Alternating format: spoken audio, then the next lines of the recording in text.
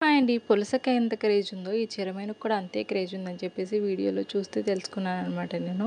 పులస అలాగే చెరమన్ను మనం తినే లిస్ట్‌లో లేదు అని చెప్పేసి వీటిని డిలీట్ చేసేసాను.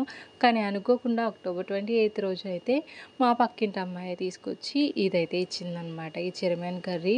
అంత పర్టిక్యులర్‌గా డేట్ ఎందుకు చెప్తున్నానంటే గనక, ఆ రోజు తుఫాన్ అని చెప్పేసి చెప్పారు కదా! ఇంకా చీకట్లోనే నేను రైసు అలాగే చిక్కుడుకాయ కర్రీ అయితే చేసుకున్నాననమాట. తనైతే తీసుకొచ్చి కర్రీ ఇచ్చింది. ఇంకా డ్యాడీకి వెంటనే వేడి వేడి అన్నంలో చిక్కుడుకాయ కర్రీ అలాగే చెరమేను కర్రీ వేసేసి అయితే ఇచ్చేసి, నెక్స్ట్ మా మామయ్య గారికి కూడా రైస్ అలాగే చెరమేను కర్రీ వేసి అయితే పెట్టేశానండి.